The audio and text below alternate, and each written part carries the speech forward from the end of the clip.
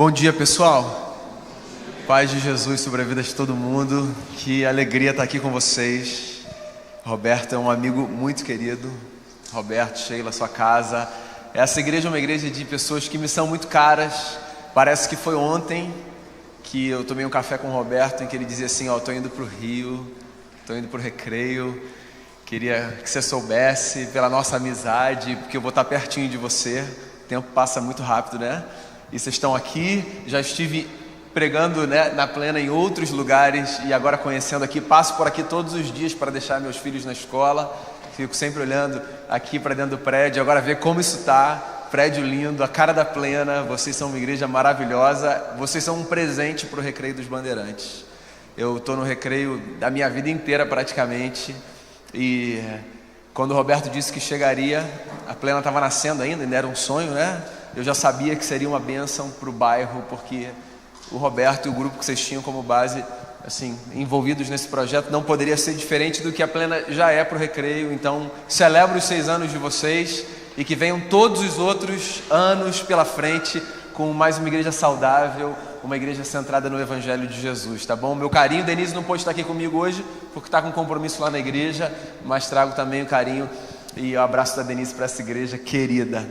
Dito isso, irmãos e irmãs, eu queria ler o texto que eu separei para essa manhã. Eu separei o Evangelho segundo João, capítulo 2. Entre o céu e a cidade, né? Vocês têm conversado sobre isso nesse mês de fevereiro. E eu pensei nesse texto aqui, do primeiro milagre, o primeiro sinal público do ministério de Jesus. A vida de Jesus foi esse espaço de convergência entre o céu e a cidade. Sempre que Jesus fazia o que ele fazia, onde quer que ele fizesse, ele trazia um pedaço do céu para a terra. E Jesus nos legou isso como missão, sabe? O desafio e a responsabilidade de nós, sob o poder do seu Espírito e seguindo os seus passos, trazermos o céu para os pedaços da terra que nós habitamos ou passamos. Então esse aqui é o primeiro sinal público, sabe, de Jesus. A primeira vez que publicamente ele manifesta assim essa dimensão celeste, pelo menos que a gente tenha testemunho num espaço na terra. E eu queria ler esse texto, verso 1 ao verso 11 do Evangelho segundo João, capítulo 2, diz assim: No terceiro dia houve um casamento em Caná da Galileia. A mãe de Jesus estava ali. Jesus e os seus discípulos também haviam sido convidados para o casamento. Tendo acabado o vinho, a mãe de Jesus lhe disse: eles não têm mais vinho. Jesus respondeu: que temos nós em comum, mulher? A minha hora ainda não chegou. Sua mãe disse aos serviçais: façam tudo o que ele mandar. Ali perto havia 6 potes de pedra, do tipo usado pelos judeus para as purificações cerimoniais. Em cada pote cabiam entre 80 e 120 litros. Disse Jesus aos serviçais: encham os potes com água, e os encheram até a borda. Então lhes disse: agora levem um pouco ao encarregado da festa. Eles assim fizeram, e o encarregado da festa provou a água que fora transformada em vinho, sem saber de onde este viera, embora soubessem os serviçais que haviam tirado a água. Então chamou o noivo e disse: todos servem primeiro o melhor vinho, e depois que os convidados já beberam bastante, o vinho inferior é servido. Mas você guardou o melhor até agora. Esse sinal milagroso em Caná da Galileia foi o primeiro que Jesus realizou, e ele revelou assim a sua glória, e os seus discípulos creram nele. Palavras de João sobre esse feito maravilhoso de Jesus, nosso Senhor. Fico pensando aqui, né? Que privilégio deve ter sido para essa gente nesse pedaço da terra viver assim ao lado de Jesus. A gente vive ao lado de Jesus, mas numa dimensão diferente por hora, né? Assim, num dia todos nós estaremos plenamente diante do Cristo, como estes estiveram e como assim todos os que estiverem lá estarão. Mas, num certo sentido, teve uma comunidade na terra que viveu esse privilégio que nenhuma outra comunidade viveu, sabe? De ver Jesus no cotidiano, de ver Jesus fazendo intervenções muito inexplicáveis para ajudar as pessoas, de ver Jesus, por exemplo, trazer esperança para gente que sofria, para corações aflitos. Você já deve ter planejado uma festa, muitas na verdade. E eu acho que qualquer pessoa em sã consciência que planeja uma festa concebe no coração o desejo de que tudo vá bem, né? Ninguém quer que uma festa sua seja um fiasco. Quando a gente pensa numa festa, a gente pensa no tipo de agenda que a gente vai ter, música que a gente vai colocar, comida que a gente vai servir, lista que a gente vai elaborar. Os mais assim detalhistas pensam em outras coisas que eu jamais pensaria, mas que quando eu chego na festa eu penso, uau, como é que não poderia ter isso aqui, né? Tem gente que pensa em cada detalhe do detalhe do detalhe, e é maravilhoso. Enfim, festa é festa. A gente gosta de celebrar, a vida precisa ser celebrada, né? E é muito ruim quando uma festa nossa é atropelada por uma inconveniência, por uma falta de planejamento, ou por uma variável que a gente simplesmente não calculou e que se revelou naquele momento em particular. Sobretudo uma festa como essa, né? Casamento. Assim, se a gente não quer que nada dê errado numa festa qualquer que seja, que dirá numa festa de casamento, né? Que é o dia sobre todos os dias. Então Jesus está aqui numa festa que foi feita, obviamente, com todo cuidado, com toda cautela, com toda atenção, por duas famílias que queriam celebrar a aliança e o amor de duas pessoas. E Jesus nessa festa avisado que uma tragédia está prestes a acontecer, porque alguém fez um cálculo errado e a festa que deveria durar um tempo X estava correndo risco de ser encurtada por um X dividido por alguma coisa, porque o vinho estava prestes a acabar. Um cenário assim que para a gente pode ser pouco relevante, mas que para essa gente dos dias de Jesus, assim, tinha uma grandeza, sabe, que às vezes a gente não dimensiona. O vinho acabar numa festa, na cultura como a de Jesus, representava não apenas o vexame, assim, para aquela família, mas também a notícia de que, assim, se você não sabe da festa, fica em casa sozinho. Maria, mãe de Jesus, percebe que alguma coisa está errada. Mãe sempre percebe que as coisas estão erradas, antes de todas as outras pessoas perceberem, né? Assim, mãe recebe um dom, né? As mães estão fazendo assim, mãe recebe um dom de Deus, de olhar e falar assim, tem alguma coisa errada aqui, está faltando alguma coisa. É Maria quem percebe um movimento estranho, uma gente andando de um lado para o outro, e olha para Jesus, seu filho, e diz assim, tem um problema ali, você precisa resolver. Jesus dá uma resposta, não sei se você já pensou nisso, meio atravessada assim, sabe? De filho respondão. Tem uma versão que diz que Jesus olha para Maria e diz assim, que tenho eu contigo, mulher, nossa hora não é chegada. Abusado, né? Maria, mãe, ela só olha para os outros e diz assim, façam o que ele mandar. Como quem diz assim, tá bom, Jesus, depois a gente conversa sobre isso, você vai resolver esse problema, porque eu estou dizendo que você tem que resolver esse problema. É só uma leitura minha, heresia minha, fica tranquilo, tá? Porque pelo menos assim, o que o texto diz é que depois da Maria, que tem essa sensibilidade ali de mãe, sabe, de ver que tinha alguma coisa acontecendo, fazer essa intervenção, os serviçais olham para Jesus e esperam mesmo uma ordem, uma instrução. E Jesus dá uma instrução. Jesus vê assim umas bacias grandes que serviam para purificação num canto. Ele pede que essas bacias sejam revestidas de água. Ele pede uma taça. Ele pede que essa taça seja então enchida. Ele serve, e esse vinho, que na verdade antes era água, é oferecido e é identificado como um vinho superior ao que tinha sido oferecido no início da festa. E a festa continua, a vergonha é evitada, os discípulos percebem o que aconteceu e todo mundo fica maravilhado com o poder de Jesus. A história essa é simples, ainda que não seja uma história cotidiana, né? Não é todo dia que a gente vê a água sendo transformada em vinho, mas ela coloca sobre a mesa assim, algumas lições que eu acho que são muito interessantes para a gente pensar sobre quem é esse Deus que se manifesta através de Jesus, sabe? E que tipo de agenda ele tem para a nossa vida. Essa história é uma história interessante porque não é apenas a história do que Jesus fez num determinado momento, numa festa lá atrás, em Caná da Galileia. Essa história é uma história que de alguma forma serve como um espelho do que esse Deus que se revela em Jesus é e faz na nossa vida aqui, hoje e agora, na festa da plena, nesses 6 anos que vocês comemoram, na festa da sua vida. Então tem algumas lições que eu queria pensar aqui desse texto, se você me permite, e eu espero que sejam assim lições de Deus para a sua vida. Primeira coisa que me ocorre olhando para esse texto é pensar que Jesus é a expressão de um Deus que é amigo da festa, um Deus que gosta de fazer festa. Nasci na igreja e amo o fato de ter nascido na igreja, mas cresci numa geração, e não sei se você teve essa formação religiosa, que concebia a espiritualidade quase que como uma experiência sofrida.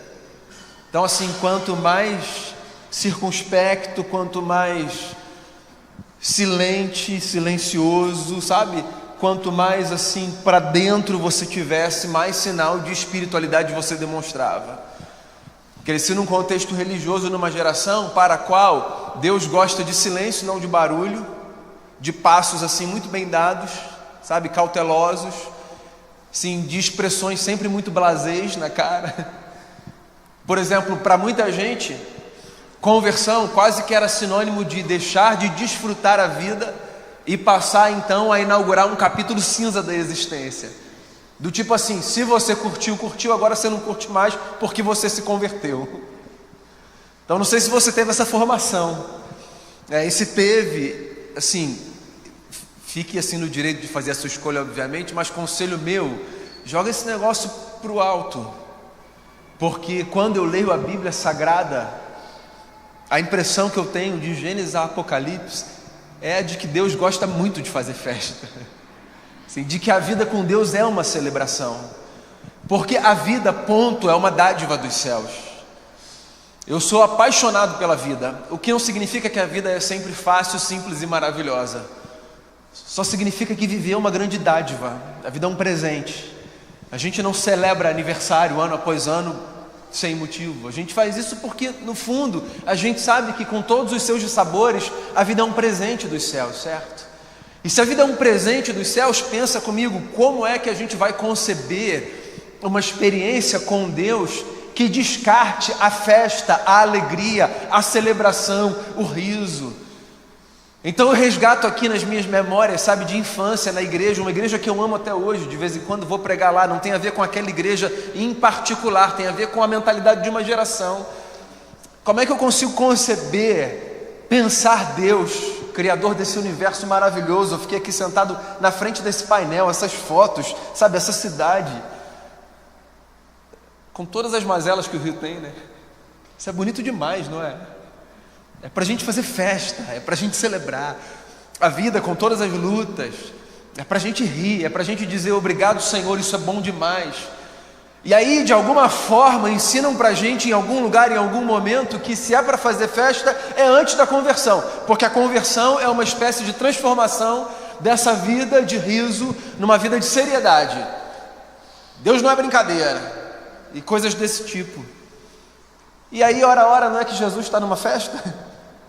E ele não foi lá para fazer um milagre, ele fez um milagre estando lá, mas ele foi para a festa, porque ele foi celebrar a vida dos seus amigos. Deus é assim, irmãos e irmãs.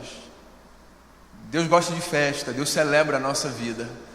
Deus deseja que a gente sorria e que a gente curta a vida e que haja tempo para alegria, para felicidade, para gozo, para celebração, sabe? Fico me lembrando de um trechinho de um texto de Nietzsche, filósofo, que tinha, por sinal, todas as suas críticas à religião cristã, inclusive, talvez sobretudo, num texto conhecido do Nietzsche, Assim Falou Zaratustra, ele diz assim: eu só poderia crer num Deus que soubesse dançar. Em outras palavras, assim, um Deus estático, que não se movimenta, não é um Deus passivo da minha crença. E eu acho essa fala assim muito potente, sabe? Pensar num Deus que dança, ou seja, num Deus que se movimenta, sabe? Num Deus que se desloca, num Deus assim que percebe que a vida é feita de ritmos, de estações. Então Deus está no nosso lado nos momentos de festa. A nossa celebração, ela não deve ser um escape da nossa espiritualidade para que então a gente celebre alguma coisa. Deus pode participar de cada momento de celebração da nossa existência, até porque Ele é a fonte da nossa celebração. Você entende isso? Então a gente celebra 6 anos de igreja plena, não apenas porque a gente está fazendo festa para uma instituição religiosa, aí a gente pode, está autorizado. A gente celebra 6 anos de plena porque a gente celebra 6 anos de uma comunidade que reconhece que há beleza numa existência pautada, conduzida e acompanhada por esse Deus que está do nosso lado o tempo todo, celebrando com a gente cada momento da nossa vida. Deus gosta de festa. Celebre a sua vida com toda a intensidade, com toda a responsabilidade. Talvez essa seja a confusão de muita gente, né? Achar, por exemplo, que fazer festa significa curtir de qualquer maneira. Assim, tem um jeito certo para mim e para você.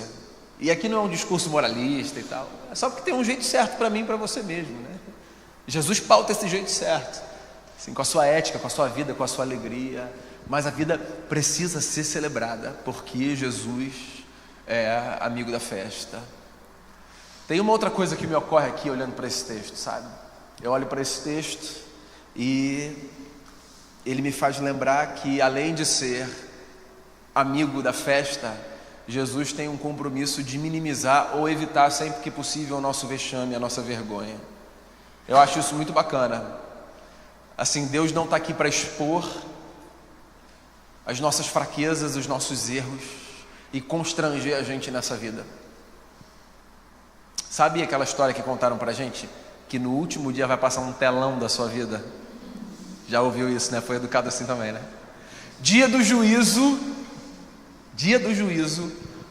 vai ter um filme da sua vida em 4K, azar o seu que nasceu nessa geração com tecnologia avançada, ou seja, vai pegar cada detalhe e vai ter toda uma comunidade na porta do céu comendo pipoca, assistindo a vergonha do filme da sua vida. Isso aí é teologia do terror, né?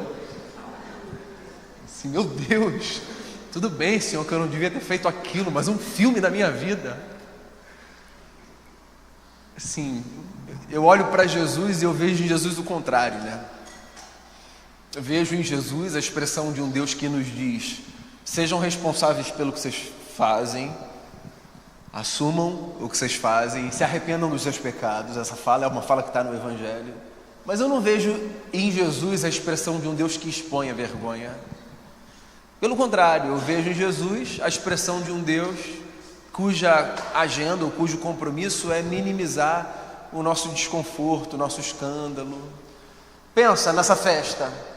Jesus podia ter feito um alarde, pegado o microfone e dito assim: pessoal, então, a festa vai acabar mais cedo, família aqui não se programou direito, tá? Vocês podem voltar para casa, vou dar a bênção aqui, tchau.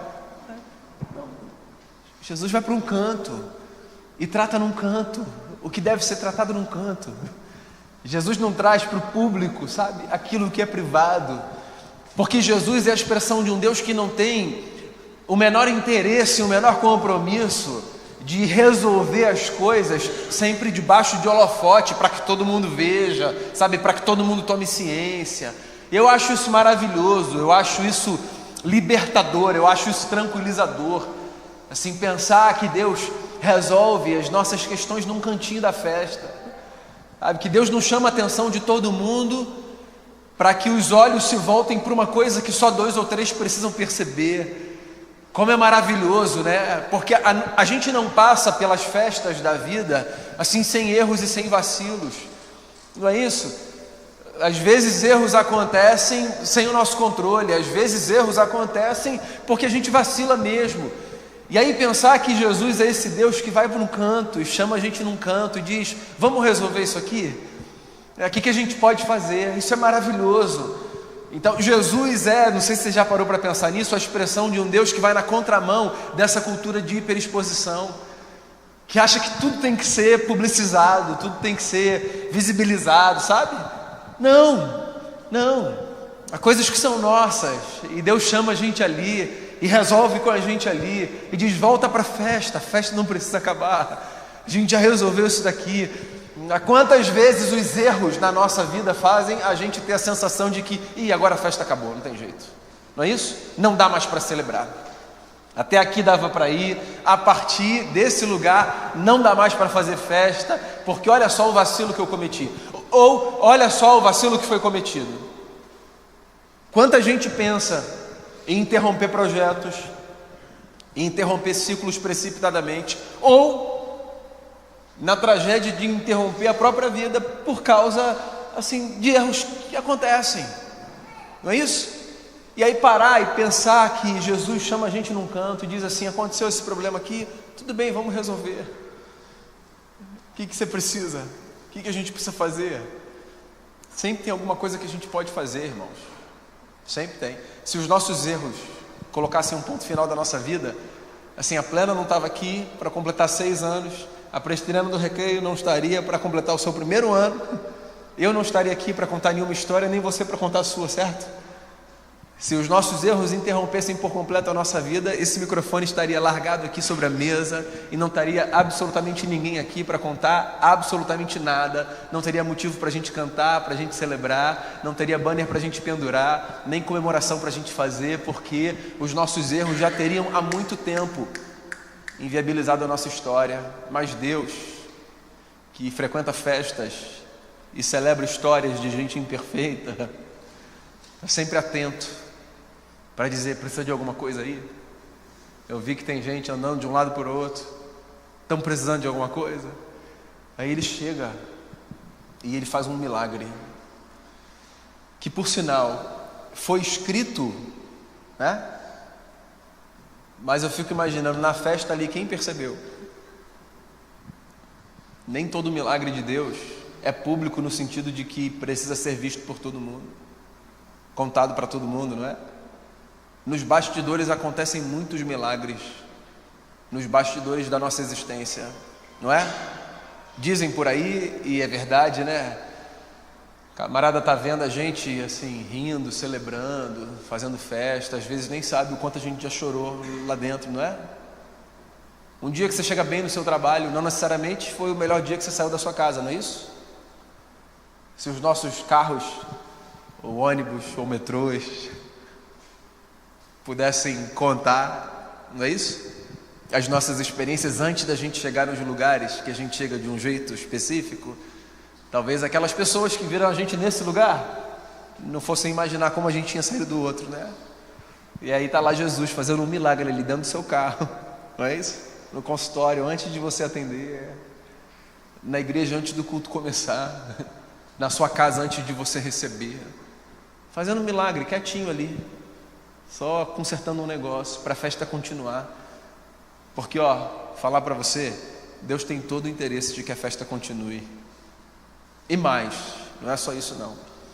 Deus tem todo o interesse que a festa da vida continue, e continue assim, cada vez melhor. Porque essa é uma outra lição que eu tiro aqui desse texto, né? Não é que Jesus resolveu o problema, é que Jesus tornou a festa muito mais interessante. Não é isso? Quando o milagre acontece, o mestre de cerimônias manda chamar o noivo. Diz assim, palavras minhas, tá? Já organizei muita festa aqui na Galileia. Muita festa de gente muito bacana. Primeira vez que eu vejo um negócio. O pessoal sempre começa com um vinhozinho bom. Depois, quando a galera não tem mais capacidade de discernir, eles vão tacando qualquer coisa. E você, assim, começou com um nível e subiu.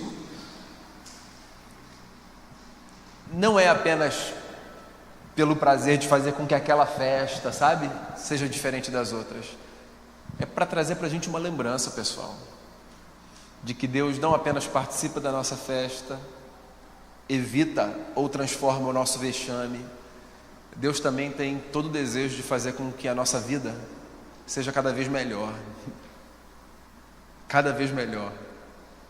Eu sou pastor presbiteriano, super reformado. Sabe que na teologia reformada, para a gente se distanciar de algumas outras teologias que a gente julga assim equivocadas, a gente acaba evitando, sabe? Alguns conceitos, algumas ideias. Então, por exemplo, a gente não pode mais usar a palavra prosperidade, para não parecer que a gente é da teologia da prosperidade. Não é uma proibição do alto, não. É quase que assim um constrangimento assim pactual de não, prosperar não vamos falar sobre isso, tal. Porque senão vão pensar que a gente é daquela turma lá. Aí eu fico pensando, a gente aboliu algumas ideias da vida que estão no texto sagrado e porque foram assim deturpadas na sua compreensão, a gente pegou e jogou fora. E eu olho para esse texto, por exemplo, e penso assim: ora, Jesus trazer um vinho melhor depois não é uma representação assim do seu desejo de fazer aquela gente prosperar, não necessariamente monetariamente. Se você está pensando só nisso, assim, abre um pouco a cabeça. Jesus está dando mais alegria para eles, não é? Jesus está oferecendo algo melhor para eles. E eu acho que o projeto de Jesus para a nossa vida é esse, assim, que a vida seja cada vez melhor, o que quer que isso represente na história de cada um, que a vida seja cada vez melhor. Porque eu não consigo ver em Jesus a expressão de um Deus que quer que a gente celebre aqui com essa intensidade, e aí no ano seguinte um pouquinho menos, e depois um pouquinho menos, e um pouquinho menos, até a gente celebrar assim qualquer coisa. Eu vejo em Jesus a expressão de um Deus que vai cuidando tanto da nossa vida, e se preocupando tanto com a nossa festa, que vai nos cercando de razões, das melhores às mais desafiadoras, para fazer a gente perceber que com Ele a vida sempre pode melhorar, sempre pode prosperar. Deus sempre quer que a gente celebre mais e mais e mais, porque a vida que Deus tem pra gente, pessoal, é uma vida maravilhosa. O que eu tenho para dizer para você nessa manhã de domingo, em que eu celebro tanto a existência de vocês? Façam muita festa na vida, muita festa na vida. Não apenas completando cada ano de aniversário, sabe, cada mês de fevereiro aqui na Plena. Façam festa na vida de vocês. Celebrem as amizades de vocês.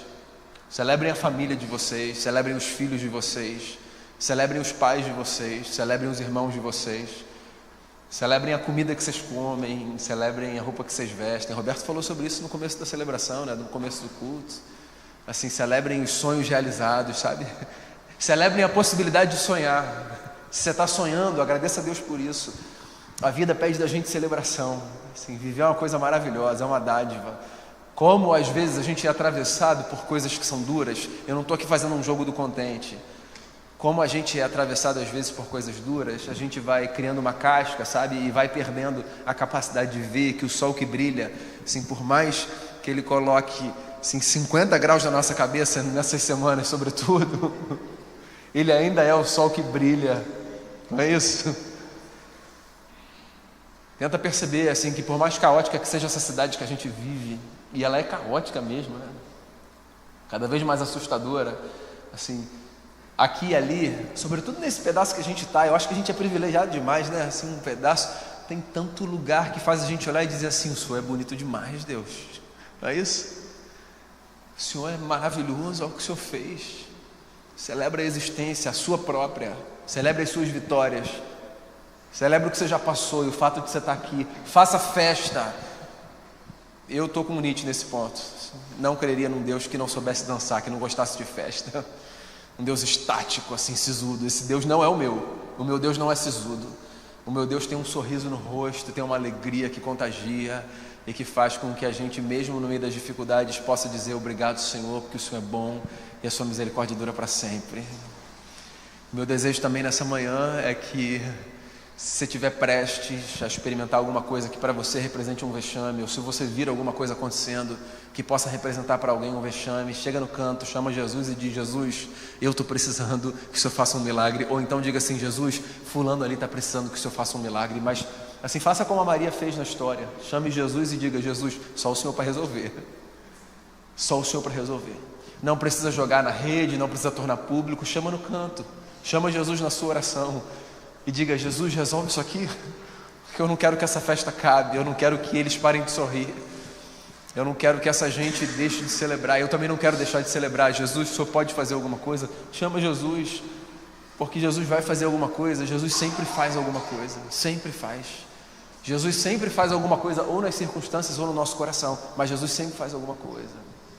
Então chame mesmo, e acredite, com Jesus é assim, bom aqui, pode ser melhor ali, pode ser muito melhor acolá.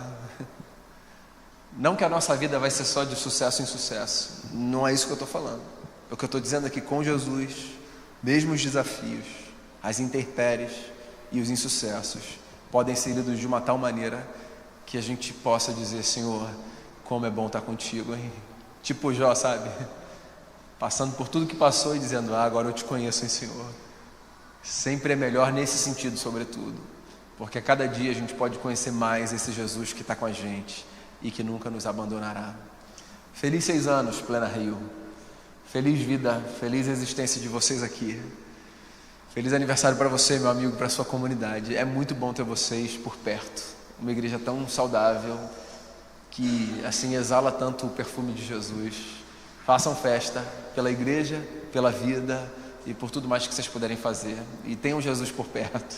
Eu sei que vocês já ouviram e sabem disso, mas assim, não custa repetir, né? Mantenham Jesus sempre por perto. Ele faz coisas inimagináveis na nossa vida. E tem sempre um vinho novo, melhor para cada um de nós. Deixa eu fazer uma oração em gratidão pela vida de vocês. Pai, obrigado pela vida dessa igreja, que tem sido aqui no Recreio há 6 anos a possibilidade de muitas pessoas encontrarem um vislumbre do céu aqui nessa terra. Obrigado porque essa igreja tem sido espaço de festa e de celebração.